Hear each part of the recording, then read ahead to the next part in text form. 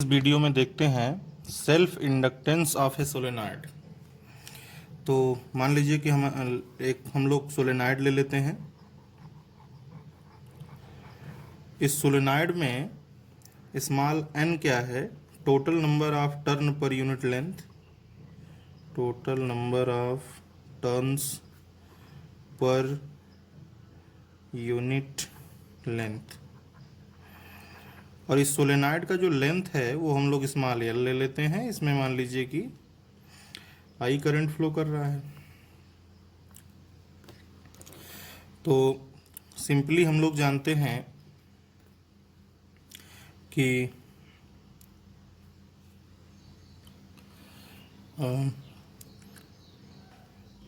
Phi is equal to L I होता है।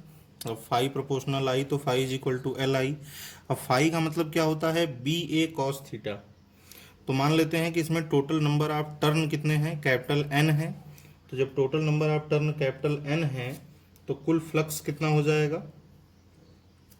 कुल फ्लक्स हो जाएगा इसमें capital N into B A cos zero. और यहाँ पर हमको कॉस ज़ीरो लेना पड़ेगा क्योंकि इसमें मैग्नेटिक फील्ड का डायरेक्शन और लूप का जो नॉर्मल है वो सेम ही होगा।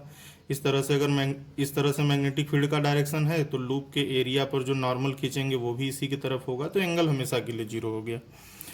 और एन इंटू, अब हम लोग जानते हैं कि सोलेनॉइड के अंदर मैग्नेटिक फील्ड का फार्मूला होता है म्यू नॉट एन आई। यहाँ पर स्मॉल एन होता है, एल इंटू आई।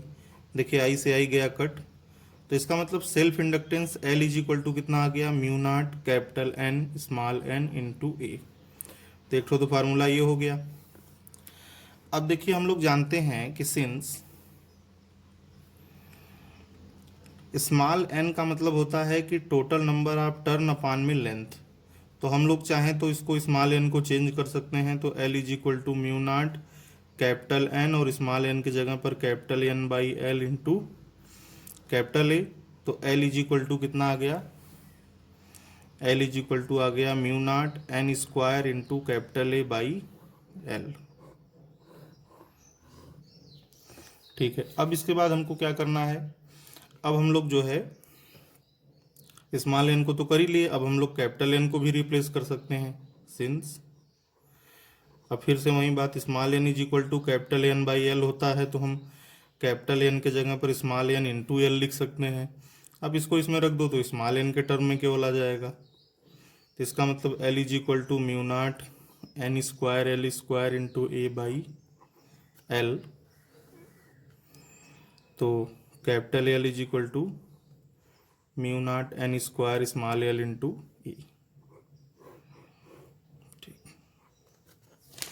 तो ये रहा हमारा self inductance of a solenoid. कोई भी फार्मूला जहाँ पर जैसा ज़रूरत पड़ेगा हम लोग यूज़ करेंगे। तो इसमें ये सब चीज़ थोड़ा सा हमको याद रखना चाहिए कि किसके प्रोपोर्शनल होता है डायरेक्टली और किसके इन्वर्सली प्रोपोर्शनल होता है। तो यहाँ पर देखिए स्मॉल एन स्क्वायर के directly proportional, capital N square के डायरेक्टली प्रोपोर्शनल और एरिया के डायरेक्टली प्रोपोर्शनल। इस तरह से हमको इस सब चीज़ों का ध्यान देना चाहिए कि किस पर डिपेंड करता है।